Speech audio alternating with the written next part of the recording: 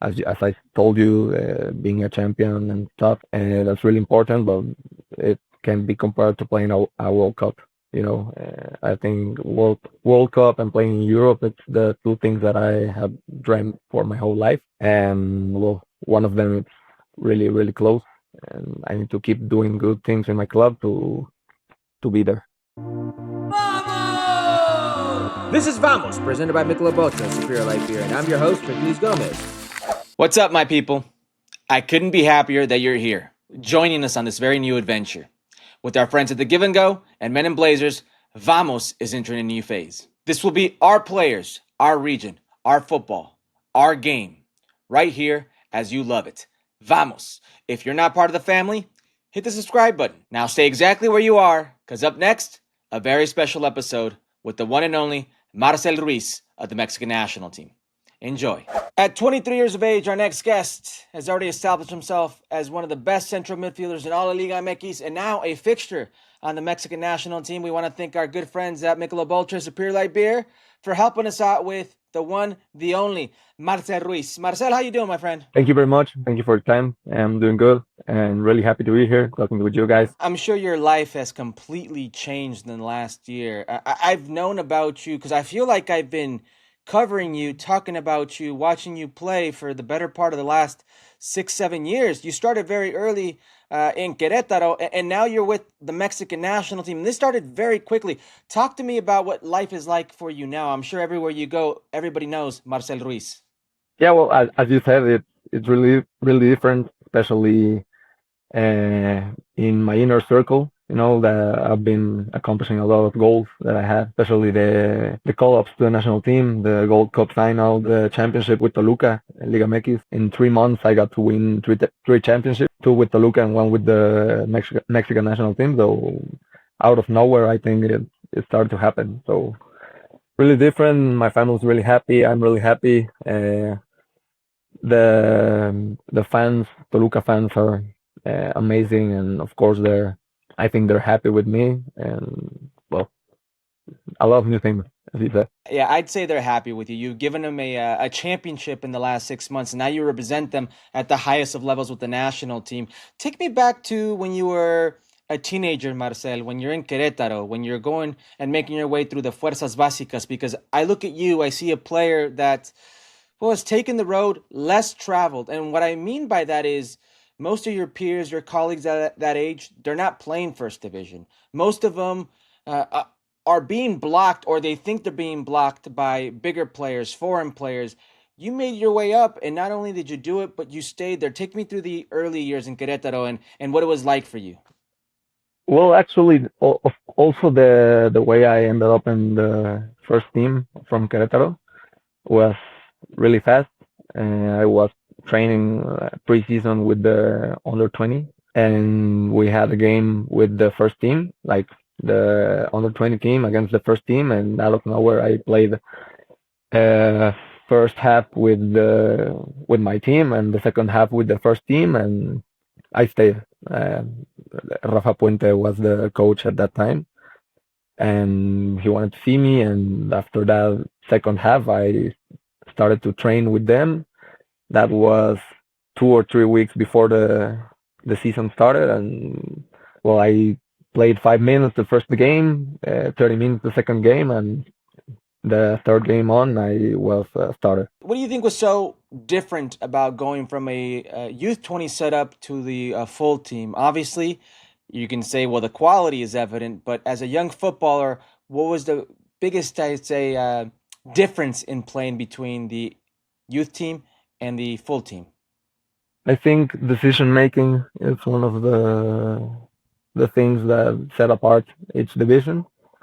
Of course, you gain it with experience and playing against the highest level, but making the right decisions, it's the most important thing in professional soccer. I think by that time, physical conditions are important, but you also gain it with age.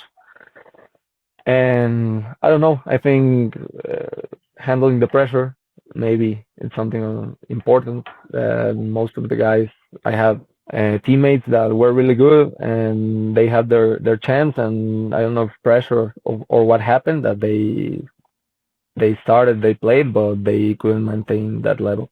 Hey, let's show or tell the viewers a little bit about why your story is really quite amazing. Listen, I've been covering Mexican football. I played in Mexican football for quite some time, and young players don't come out, and there are a lot of different reasons or circumstances why young players don't end up debuting and, more importantly, staying in first division. Would you share your experiences with some of your colleagues and what some of the difficulties for young players in Mexico are? Well, first of all, I think also that there's a lot of foreign players, uh, but I think that the ones that are capable, they can make it. Also, for me, in my experience, there was, well, right now there it is, but it's kind of different. This rule of young Mexican players, that they need to have certain amount of minutes. In my personal experience, it helped me a lot because they were looking for a player that was young and that could perform and play. And at the beginning, of course, I was playing because of this rule. I ended up playing because I earned it. And I think one of the biggest struggles is the lack of preparation. I would say in the young team, in the youth team, most of the time I think that they don't develop the player. It happened to me. It happened in Querétaro that they did develop players, and a lot of a lot of good players end up playing. I mean, Orbelin, Romo, Luis Jordi, Romo, yeah. well, my case, and because there was a really good project going on, but I don't think that it happens in most of the teams here in Mexico. That it will help. It will help a lot. Yes, so what Marcel is talking about with the amount of foreign players, think about in the Premier League or in the UK, you have to get a work permit. So the foreign players that you do get there have to go through certain filters, excuse me. So they've got to be certain players of quality. And in Spain, for example, they have to be so many foreign players. Well, now in Mexico, you could technically field, I believe, 8 or 9 foreign Seven, players. 7 on the field, 9 in the team. 9 in the team. There you go. So it makes it increasingly difficult, especially in, I would say, central positions like the one you play. The spine is usually foreign-based players. And as far as the development you're talking about, most teams are in a we need to win now type of moment. So they don't take the time to develop those players. They will bet on a different type of. We just had Mark Spiegel, the new owner, I should say, of Querétaro, American ownership in Querétaro, and he was here talking about how rich Querétaro is with players. And he mentioned you, he mentioned Romo, he mentioned Orbelin. They want to get back to that. Do you still think there's a lot of Mexican talent? Because that rule you spoke about, the youth rule, that has come and gone. And the first time we saw it, it brought up the likes of Chicharito Hernandez, Hector Moreno, players like that, Efrain Juarez, those type of players, and then it went away. And now we're seeing it come back. Do you still think there's a lot of Mexican talent, or do you think, hey, there's got to be some work to be done before we could start saying there's a pipeline again? I think there's a lot of talent. I also think that the rule helps. It has been confirmed with the talents that end up playing, but it's it's difficult, for the teams, for the players. Sometimes they throw in a player that isn't prepared at all, just to get rid of the rule. So it ends Yeah. up, in that case, it ends up hurting them more than helping them. So it needs to be really cautious, I think, the way you use it, and especially using it the way to help the player. That if Yeah. not, it's going to end up hurting them. Tuca Ferretti, the great Mexican coach, he would say, what good is it to just give players minutes to give them minutes? You want to debut them to make sure they maintain, and that seems to be an issue. Listen, a player that certainly has maintained himself since his first team debut is young Gilberto Mora, youngest Liga MX goal scorer. He played the semifinal and final of the Gold Cup for the champions Mexico alongside yourself. You've been with them every day at camp with the Mexican national team. Tell me what you've seen from him, not only on the field, but more importantly, I'm interested, what have you seen from Gilberto Mora off the field? Well, on the field, I think the first thing I told you, the decision making he has, it's not normal. It's really good, and he's a very talented player in that skill. Of course, he's really has a good technique, and that's what everyone needs. But his decision making, I think, it's the most important thing he has. And second, off the field, I think he's really good guy, really focused on his goals and what he needs to do. He's not a crazy party guy. After the final, when we were celebrating and stuff, he was really chill. So I think he has received the good advice from his parents, from his Yes. coaches, and he's taken all in. So he's gonna do well, I'm sure. Yeah, that's one of the big things I saw from him. Much like Santi Jimenez, su entorno, his Hmm. surroundings. He's got a good foundation. His father was an ex-footballer, much like Santi Jimenez's father, Chaco Christian Jimenez. So he seems to have a good head on his shoulders and a good support system. I'm curious. When you're that young, are you from? You weren't from Querétaro, so you're in Querétaro by yourself. Who who helps you out? Well, how do you decide what's right for your life and what's not? I live with my mom, so she was the one. My mom was Olympic gymnastics. She's Cuban. Oh, She's Cuban, so the competing it's in her blood, and she used to compete a lot. So she gave me good advice in order to do well. so you've got good competitive genes in your bloodline there. Yeah, she Is actually she as did. competitive as you are? I think she's more competitive. She's more competitive. I would think All so. right.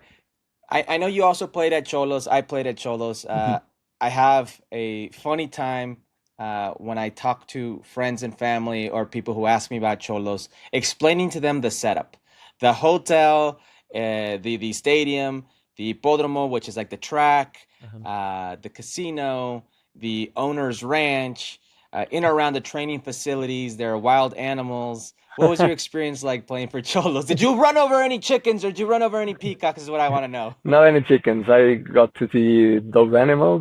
I got to visit the zoo, but what I saw was the races, the dog races that were taking Yeah, place yeah. in the casino. It's like a little city in there.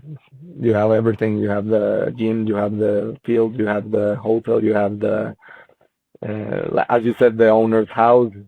So It's funny because Dario Benedetto, I'm not sure if you know who yeah, that yeah, is, Dario yeah. I know who Benedetto. he is. He was, yes, he was a teammate of mine at Cholos, and at the time he accidentally ran over a chicken, I believe. He got fined $1,000 for running over a chicken. So for those of you who are wondering, on the same grounds premise, you have all these different things that we just mentioned. So it was an adventure to go to training. The reason I want to ask you at Cholos, because you obviously did very well there at Cholos, which took you to Toluca, it is the border town life. It's such a unique aspect. You have half of those people who are coming from San Diego, California, crossing the border to go support Cholos. What was that border town life like for you playing football there? Actually, when I was there, apart from the last 6 months that I did really good, I kind of had a rough time. I got traded to Cholos when I in the middle of the pandemic. So the borderline was crossed. Rio was closed uh, for a year, I think. Wow. Then, well, all of the restrictions, the flights and stuff was difficult. Uh,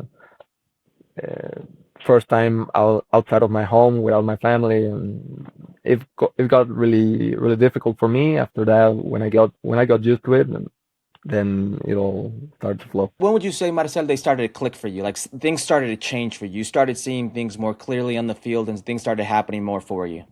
When I had a coach that came in, his name was Sebastián Méndez.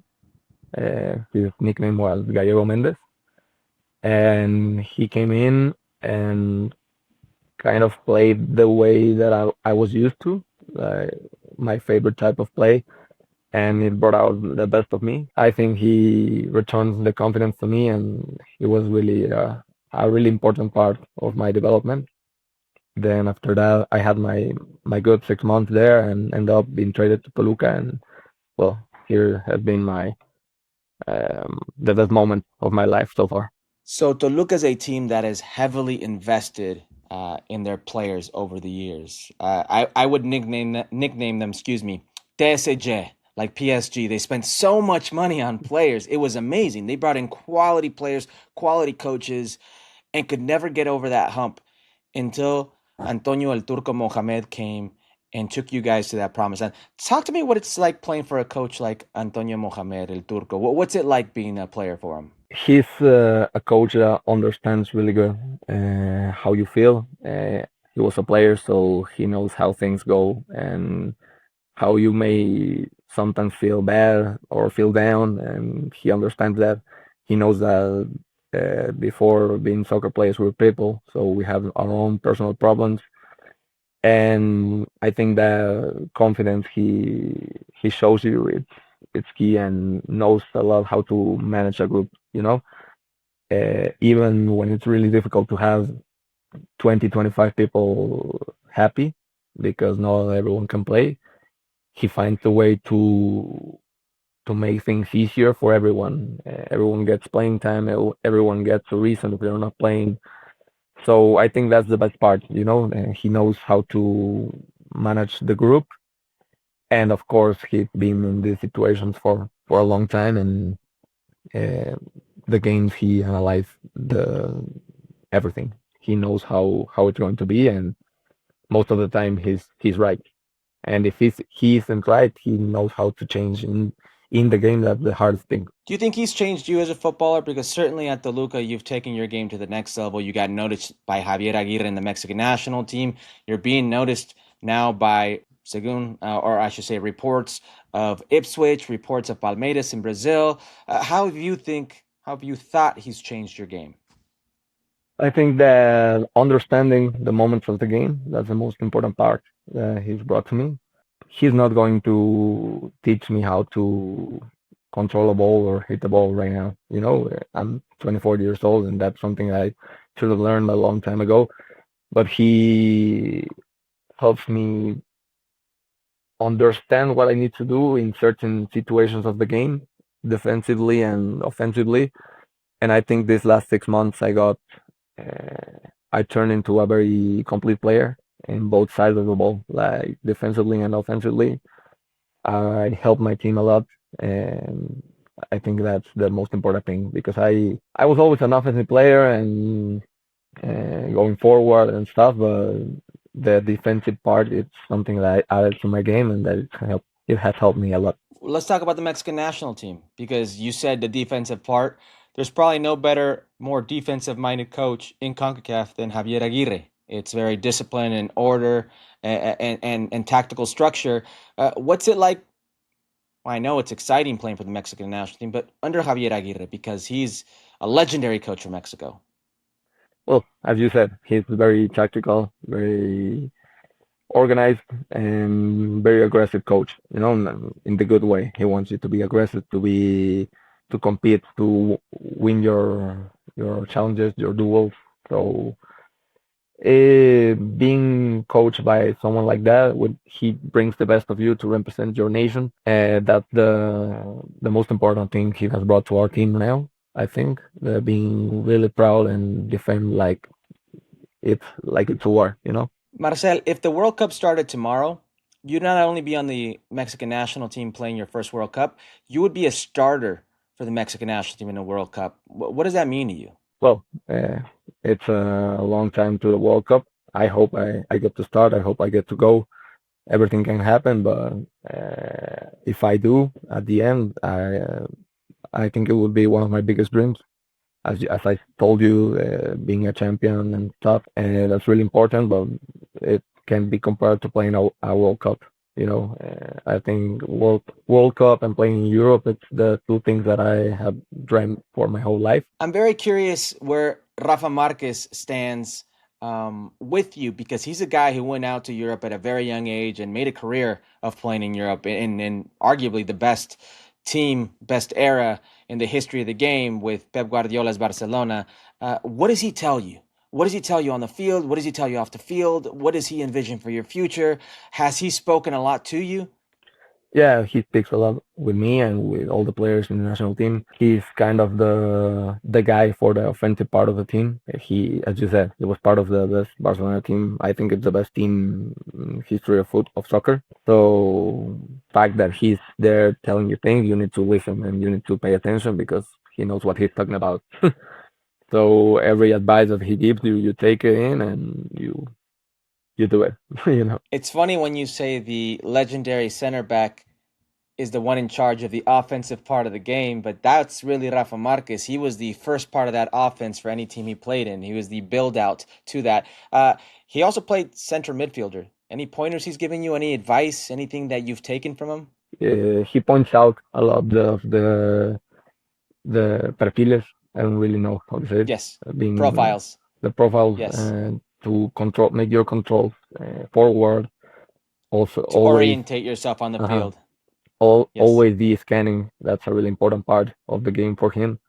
And I think scanning is something that helps me and helps all of the players when you get used to it. I do want to talk to you about Leagues Cup. I noticed something very interesting in Leagues Cup, and maybe you can help me figure out what it is. It's gotten to the point where the competition between Liga MX and MLS, I think it matters where you play. I think it matters 100% if you're playing in Mexico or if you're playing in Major League Soccer. I think there are a lot of good teams on both sides. But when I see the style of play, I see that stylistically, there are some teams in Major League Soccer that present difficulties to some teams in Liga MX. And I'll be very explicit. I see Pachuca play in Liga MX and how dynamic they are, how vertical they are, how physical they are. And I think it presents a lot of difficulties for a lot of teams in Liga MX. That's how a lot of teams in Major League Soccer play. You add the fact that when they play at home, they play in shorter surfaces that are wet. The ball travels faster. Have you noticed this when you play against these teams, that the style is very different and it takes some getting used to?